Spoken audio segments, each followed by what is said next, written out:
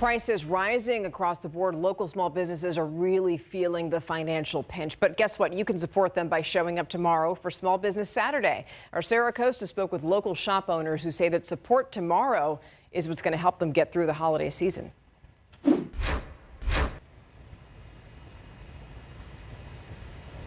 Okay. It's definitely been a struggle, and it's a very scary time. We have been faced with hardship. Small businesses are feeling the hardships of added tariffs and higher prices. It's why local small businesses are counting on customers to show up for Small Business Saturday. Uriel Diaz has owned Carolina's Antiques with his family for over 20 years on Blanco, but they just moved to the south side on South Flores. The problem is they can't physically open their new building until January because of zoning issues with the city. So the holiday rush, it's up in the air. Especially with what we're going through right now with the rezoning and not being able to fully open to the public. It's a very scary time on top of everything else that's happening. It's why they are hosting a sidewalk sale with 15 other vendors at 2024 South Flores from 11 a.m. to 5 p.m. on Small Business Saturday. You can get authentic items from Mexico, local artisan crafts, Christmas decor, and everything puro San Antonio. You're gonna think, man, this is so San Antonio. This is the spot where you're gonna get it. Diaz says showing up for Small Business Saturday is supporting more than just a business. Me, my brother, my sister, my mom, we all live from this business, so you're literally supporting a family. Plus, we, like with the markets and stuff, we bring other local artists, other small businesses, so you're not just helping Carolinas, you're helping all those other small businesses that we're giving a platform. Alma Piña manages the Guadalupe Latino bookstore on the west side, where everything sold there is made or written by local Westsiders. So that is something very unique to us that separates us from the big box stores. So when you see a product on our shelf, on our main display here, or a book, you're gonna put a name and a face from the west side to the product. The bookstore will be having an event on Small Business Saturday from 8:30 in the morning to 10 a.m. on 1300 Guadalupe Street. We need the support to continue our stories, to continue our culture, and be here for our next generation. Another way you can shop local is here at the Tobin. They're hosting a free holiday art market featuring only local vendors from 10 to 5. You can also stop by Brackenridge Park, where they will be featuring only local vendors and small businesses from 10 a.m. to 4 p.m. Sarah Costa, KSAT 12 News.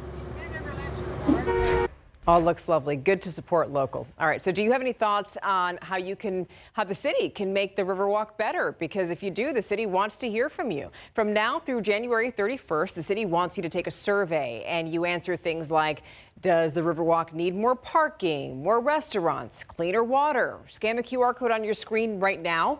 It'll take you to KSAT.com where you can find links to take that survey, and that survey is going to stay open again through January 31st. So you've got 2 months to answer that.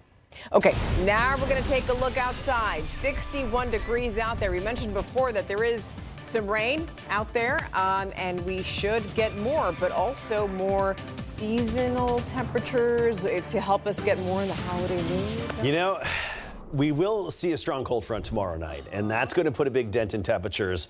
And really, one unique part of this forecast is there's only one sunny day.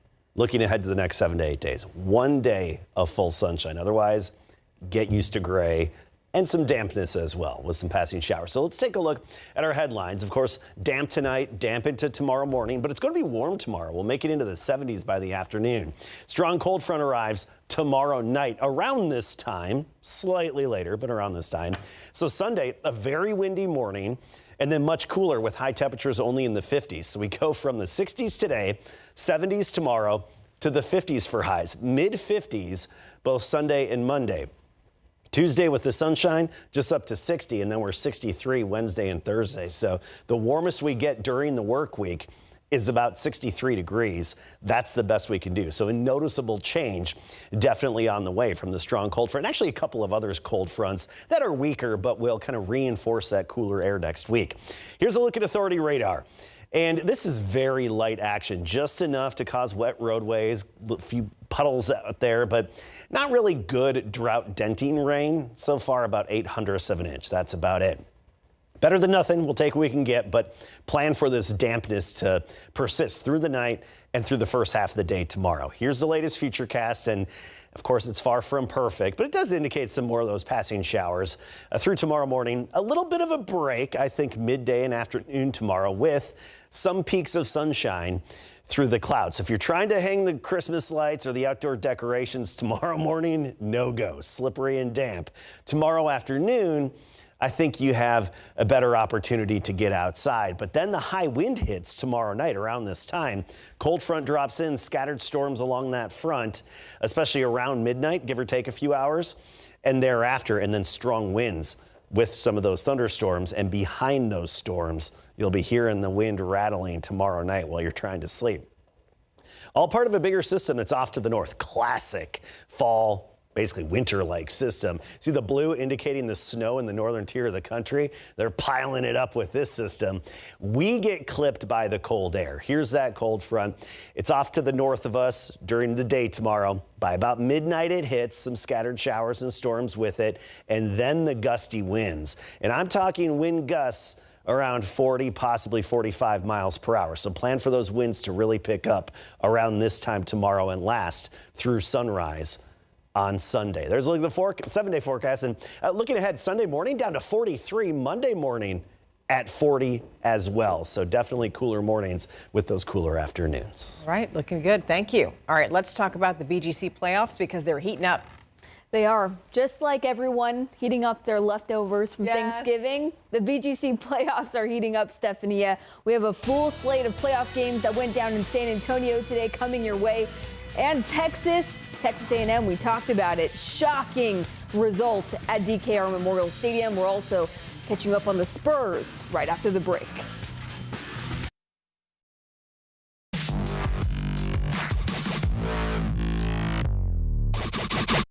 We're in the sweet spot of the high school football playoffs. San Antonio area teams still in the hunt for a state title or in the double digits, and nothing beats football during Thanksgiving break. Class 5A D1 juggernauts Smithson Valley and Piper meeting in the regional semifinals. The Warriors trying to climb out of a 23-point hole third quarter. What a pass. Chase Lyons hits a lightning fast Cash Lancaster for the 39-yard Piper touchdown. It's 23-6. Lyons targets the end zone again. The fingertip touchdown catch by Carson Lacombe helps make it 23-14, but the reigning state champs put the nail in the coffin soon after. Smithson Valley wins 30-14, continuing its title defense. Really big, especially I'm a senior, so it's my last year, so I'm very blessed to be going to another round, especially with this team. This team is basically my life and my family, and I love them. The tough district that we're in, obviously that's been proven out. The 4 teams that are left are all the 4 from our league, and we knew it'd be a war, and it means a lot. You know, tough, hard-fought game, and you can't win every game 50-0. You got to have some that go down to the wire, and this one did, and we were tickled to move on.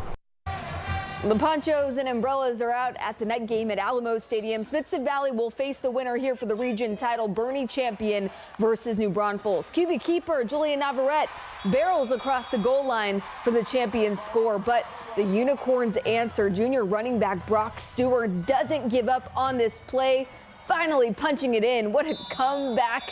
What a back and forth battle this game was. In the end, New Braunfels wins 41-31. In the Class 5A D2 bracket, we have Bernie battling Gregory Portland. Junior quarterback Grant Sweeney for the Greyhounds throws off his back foot. Zach Frazier is all alone, and Frazier takes it the rest of the way. Bernie ahead early in the first. Later, Sweeney slings it again. He has Brock Hierholzer upfield. Tosses right in the breadbasket. Bernie wins 38-7 and will face Alamo Heights in the regional final. Gustafson Stadium was filled for a bout between two of our area's top Class 6A teams, between Johnson and Steele. Steele back in the 6A D1 regional semifinals. They had a 1-possession lead at halftime and led by 11 points in the fourth quarter until Johnson scored 14 unanswered points and blocked Steele's game-winning field goal attempt with 6 seconds left to knock off Steele 29-28.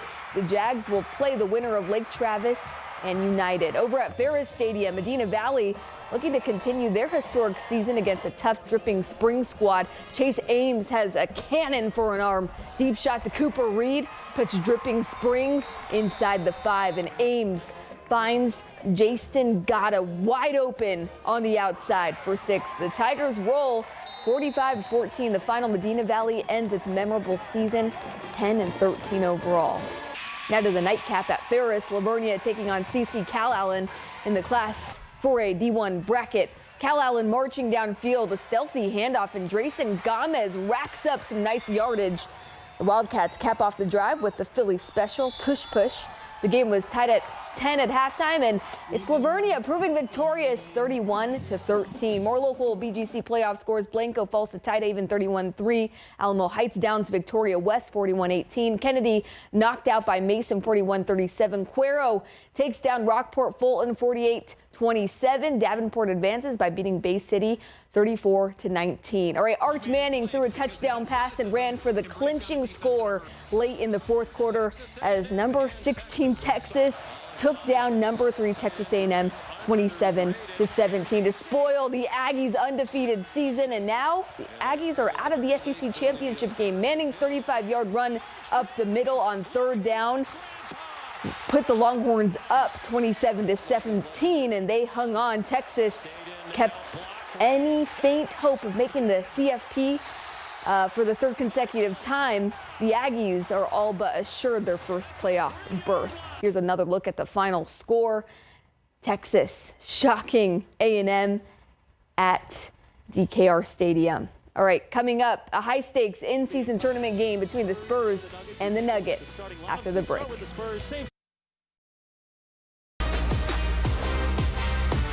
It's only November, but the Spurs have a trophy on the line tonight. The winner between San Antonio and the Nuggets advances out of group play and onto the NBA Cup knockout rounds. First quarter, the bank is open. Jamal Murray hits it from downtown. Both teams shot the ball very well tonight. Devin Vassell now off the transition. A smooth shot from up top.